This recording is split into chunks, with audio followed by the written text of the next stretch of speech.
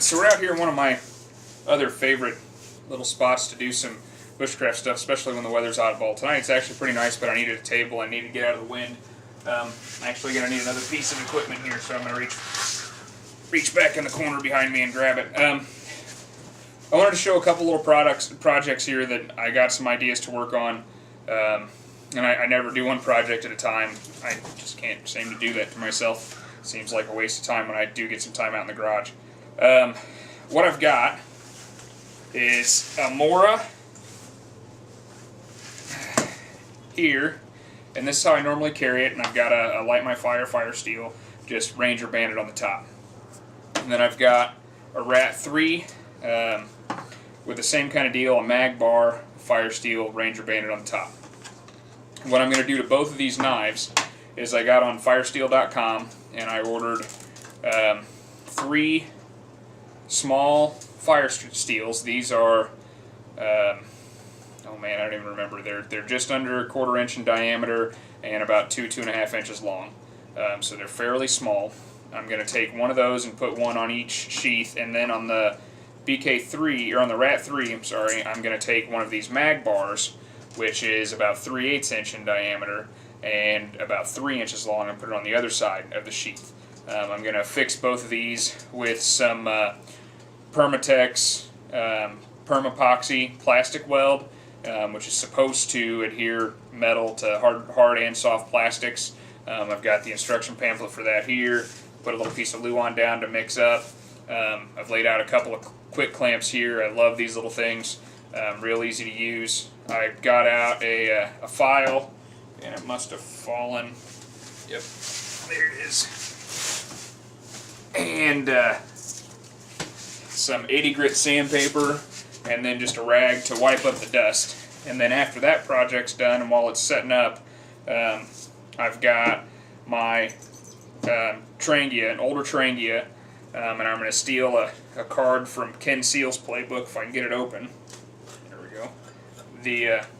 The rubber seal on this is all chewed up and rotten and bad from where it's been too close to the heat. So I've got some Permatex high temp red silicone RTV. I'm going to scrape that seal out, probably with one of these knives, and I'm going to run a bead of this RTV down around the inside of that. So first we'll start with the Rat 3. I've been carrying it like this on my hip for probably 2 months. It's got a clip on the back, so it comes off really easily. I dummy corded the Mag Bar in place, but I did it with a couple of girth hitches, so it comes off of there real easily, and you can just pop it off. It's a great fix up front without really putting a lot of money and a lot of thought and a lot of effort into it. Now what I want to do, set the knife out of the way, is I want to take one of these fire steels, and along the edge of the knife sheath, I don't know, probably can't see it real well, it is not very bulky at all, I'm going to affix that there permanently with this epoxy. And then what I'd be able to do is, since it does clip on, is I'd be able to pull it right off and strike right down the side of the sheath. Likewise with the Mag Bar, but the Mag Bar I think I'm going to affix right across the top. Again, it doesn't really take up a lot of space, isn't going to really be in the way, isn't really going to make the sheath any bigger. So what I need to do first to make me feel a little more comfortable is I'm going to remove this clip off the back. Bear with me for just a minute. Be right back with a screwdriver. It's the last thing that I think I forgot. And I don't think I've got one real close at hand. Like everybody else, my garage isn't the cleanest in the world. And sure enough, right here behind me is a Phillips head screwdriver that should fit. When I was saying I like to come out here when the weather's bad and practice bushcraft, I don't know if you can catch over my shoulder here. This last fall, I was able to secure a 100-year-old cast iron wood stove.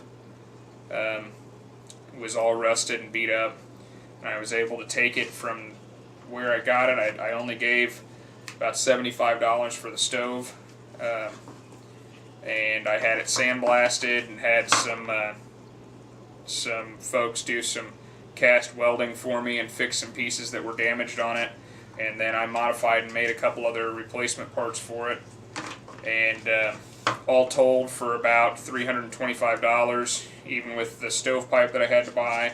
I installed a wood kitchen stove out here in the garage this last year.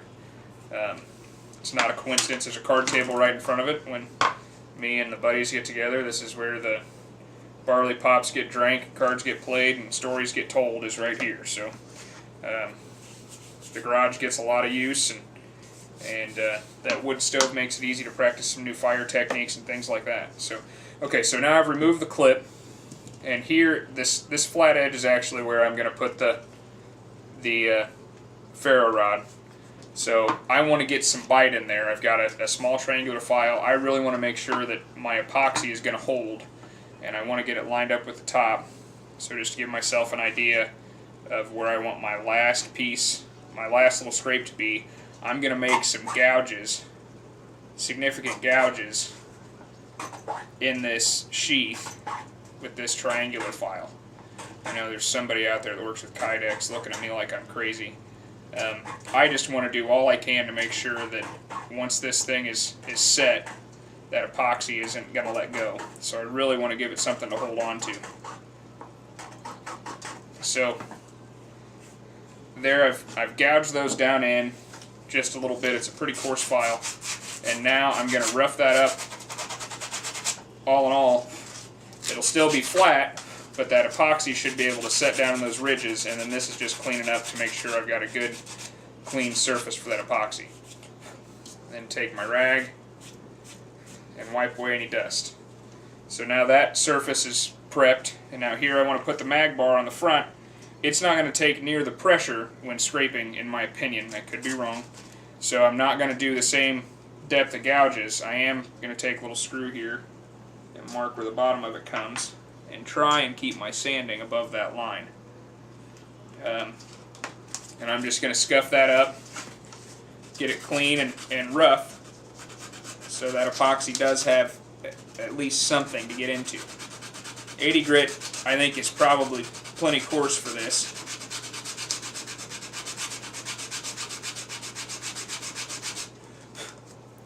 And now just wipe away any excess. Now I've set this piece of glue on here because, like I said, we play cards out here. I like the table to stay in good shape. So the directions are right here. These are all pretty simple to work with, these two-part epoxies. You open them up. That doubles as your lid to replace when you're done. You're going to squeeze just a little bit out, however much you think you're going to need. Remember, this is two parts, so you're going to get half and half out of each side. And I like to make sure I get all I can off of those tips before I put these caps back on.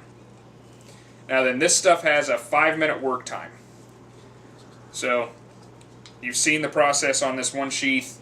I probably won't show you it in depth on the other. I'm going to use this wood screw here to mix the two pieces together. The surface is already clean. Everything's ready. And I'm just going to mix this up, and I'm going to apply a thin bead on the mag bar and a thin bead on the sheath. I'm trying to be as thin as I can here. I got a little far up the screw, but that'll be fine on the mag bar. I'll be a little more delicate when I'm working with the ferro rod. So now my glue is in place for the mag bar, and now I'm going to take it and give it a little scuff down one side also. Flatten it out a little bit there. You really got to make sure you get some good contact with this, even with this heavy duty epoxy, to make sure that it's going to hold.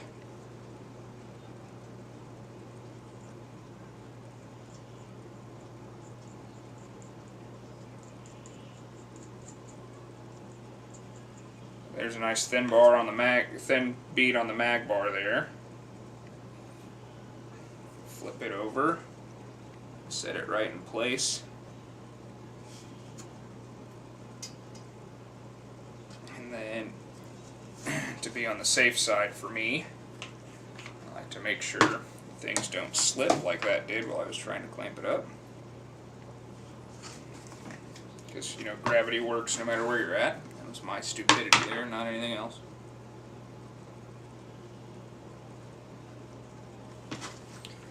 So I'm going to go ahead and apply some clamping pressure here to make sure that I don't have that problem again while this sets. Now then, I'm going to repeat the same process here with my ferro rod,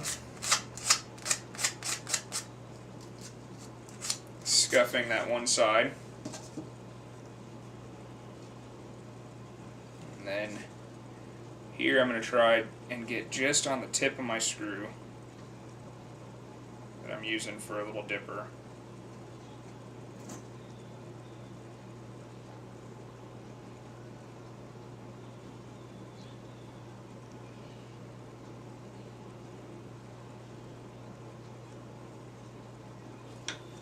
And then just a little bit more on the tip, and go right down the spine of the sheath here.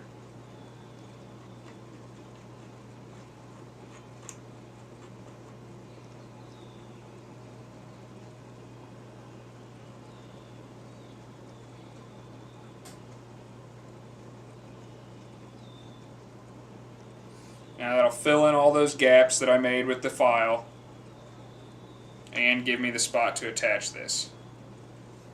So now, as carefully as I can with as small as this is, I'm really trying not to get any on my fingers. That did not land in the epoxy, thank God. And we'll get this set right in place there. And then I'm going to take my screw and scrape off some of the little bit of excess that's along the back of there, and really on the front. And then I'm going to take one more of these clamps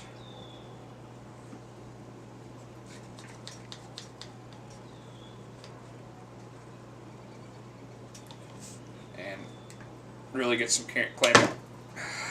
Slipped off the side.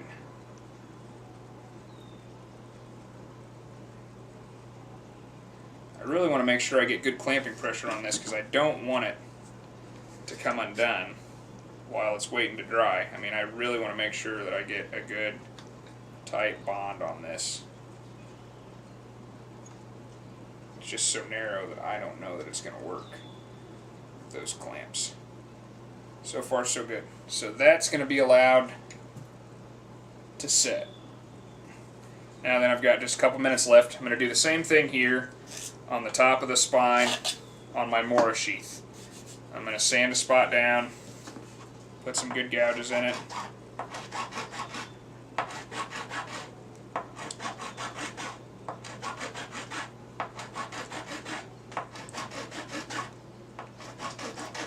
These little triangular files, I pick them up generally at garage sales because people don't use them anymore. Nobody does a lot of craftsmanship at home, so they're pretty inexpensively had. But I use them. The flat sides of them are great for sharpening knives. They're good for projects like this. They can be pretty aggressive. They're great little files to have around for not a lot of money normally when you snag them someplace like garage sale.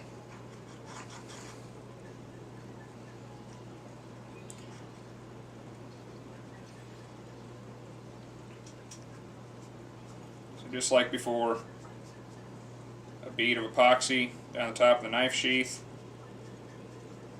Just like so.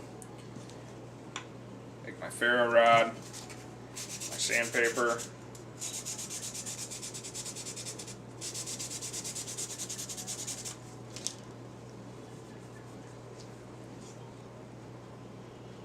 a little more epoxy here. It's coming to the end of its working time, it's starting to thicken up. It's actually kind of neat how well it's doing that.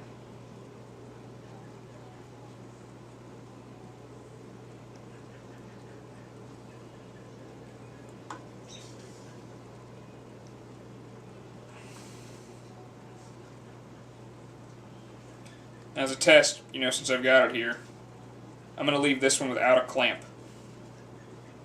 And what I'm going to do is come back to all of these in about 4 or 5 hours. Usable strength is reached in 4 hours, specifically off the back of this. So I'm going to let these set up. Scrape some of this extra off just like before.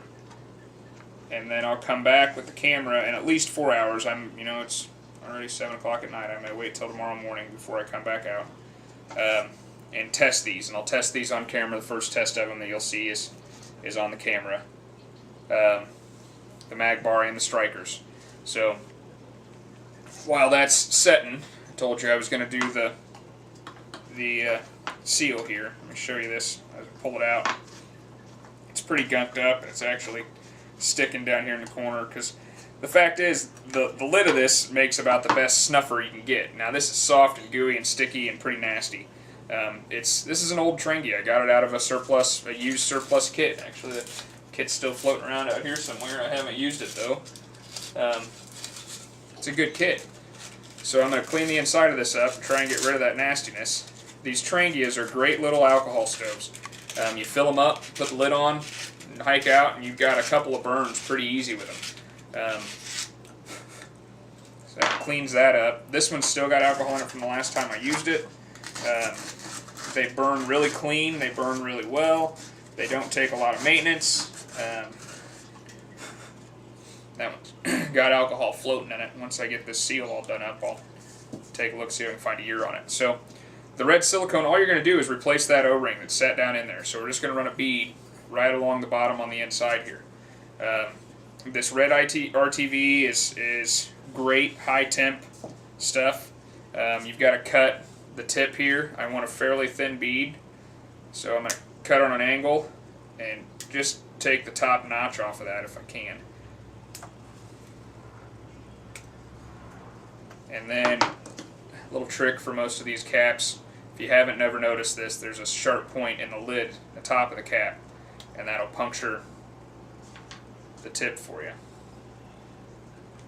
And this is a really simple project. All you'll do is take this and down in the lid, right where that O-ring used to sit, you just run a thin bead of this and let it harden.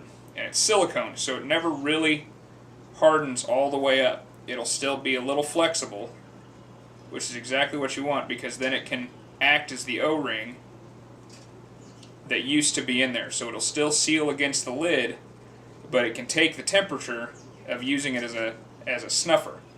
So you just set it on top and let it snuff out your flame. After your flame's out, pull it back off, let it cool a little bit so that it doesn't create a vacuum and become really difficult to get off.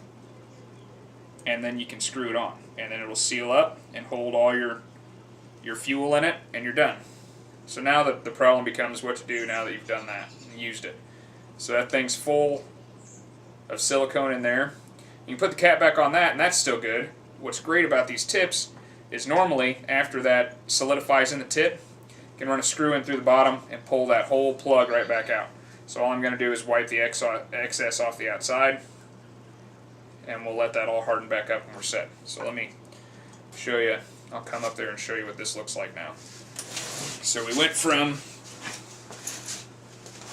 this nasty, gooey, sticky, that's sticking and hanging on my finger, O-ring.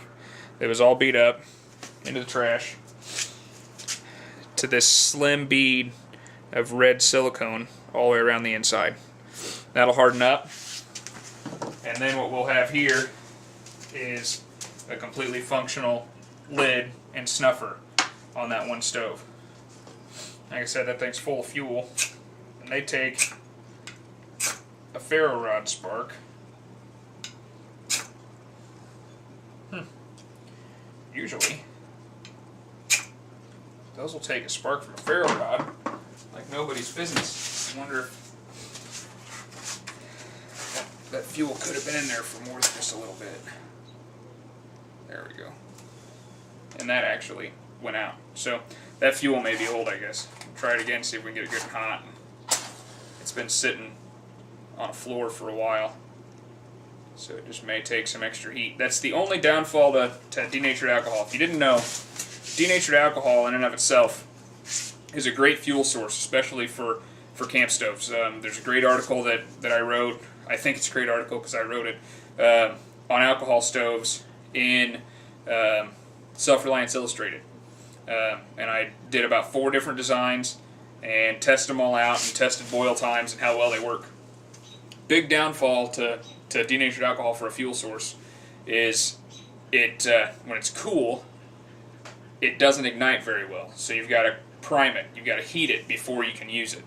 So that's the only downfall to denatured alcohol as a fuel. Let me show you this as it heats up here. You can see a little bit of flame there, most likely.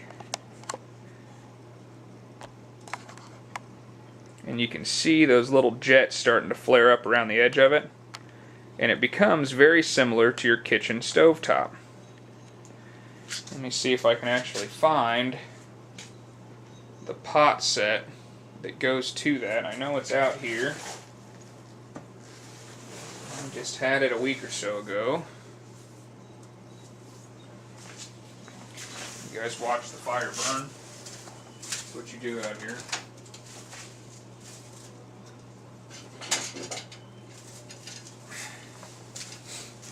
You can see those jets light off. I'll back out just a little bit and I'll show you this pot set that goes with it while we've got the fire burning here.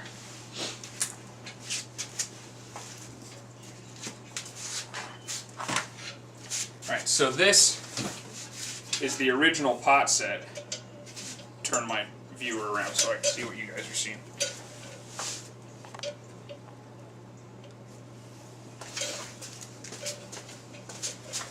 Yeah, okay, so here's the original pot set. You've got a small bowl size almost pot with a handle.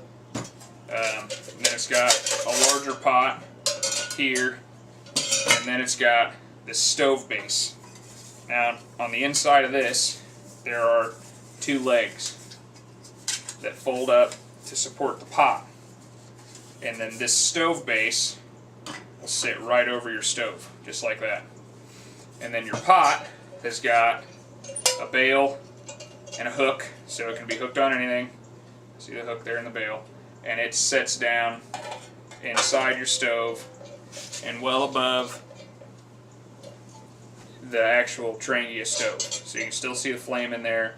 That's sitting down, it's well supported, and the bail stands up on its own. You can then double boil if you wanted to. That nests inside. I need to be careful with this because it is burning and empty, but you can see the flame burning there, and then the two pans nested inside each other. You can cook your whole meal all at one time on that set.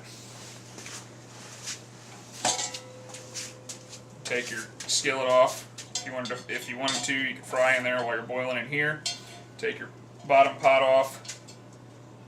Starting to crack. Somebody had repainted this without using it, so I'm starting to crack the paint, which is good for me. I need to burn that paint off anyway. The set's a little heavier than a lot of current cook sets, which is one of the reasons I haven't used it. But overall, it's a good set. Now, what I would do instead, for my personal use, is I would take that Trangia stove and I would carry it in the woods instead of that whole set, and then with that Trangia, I could use a different base. So while I've got it burning, I've noticed in a couple of the jet holes are clogged on it. See if I can get in and unplug those. Dental pick, piece of wire, just about anything other than this screw evidently would be good for this. They put out a fair amount of heat. They're good little stoves, and if you can find them, they're generally inexpensive. So now my lid's still cooling for that. I need to snuff it out. So any pot or any way that you can starve an alcohol stove of oxygen is about the only way to put it out. I mean, and that's really all you're doing is you're starving that stove, that fire of oxygen, snuffs it out. That's why it's called a snuffer pot. And then you've got to allow it to cool. So boom, fire's out. No longer burning. I've saved all my fuel. Once I'm done with this cooling, I can screw it right back on top, and the Trangia will hold all that fuel in. And the next time that I go to use it, just like tonight, like I said, I hadn't used it in quite a while, I'll open that up, and I'll have fuel ready to go, and we'll be ready to burn. So hope you guys bear with me. I know it's going to be a long video by the time it's done. I've talked a lot, and I've shown a lot of stuff. I've saved one ferro rod. I ordered 3, and 2 mag bars. I haven't figured out what I'm going to do with the spare mag bar yet. But what I am going to do with 1 ferro rod and 1 mag bar is every day I carry a Leatherman super tool. I've found it to be about the most useful thing on my hip. It's unobtrusive in public. A lot of people carry those little things so nobody looks at you funny for having it on. And I'm going to a military school that limits me to 1 folding knife with a blade under 3 inches long. So what better than a Leatherman super tool for that? I'm going to take that Leatherman, and I've contacted Shark Tack. I'm hoping to hear back from them. If not, I'm sure there's somebody else that does Kydex that'll make me a slip-in, open-top Kydex sheath for the Leatherman, and then I'll do the same thing like I did on the Rat 3 and epoxy 1 of each on either side of that. So then I have my fire kit right there with my 1 tool, and if you haven't seen the way that a Leatherman saw throws sparks off a ferro rod, go out and play with one. I think Dave Canterbury's got a video with the saw on a tool like that. They're pretty amazing how well they'll throw sparks. So go out and take a look at that, and I'll come back in about 4 hours. I'll post this video probably tonight, and then I'll post a second follow-up video and show how those do maybe tomorrow or Thursday night. We'll have to see how tomorrow goes. So thanks a lot. Look forward to your comments.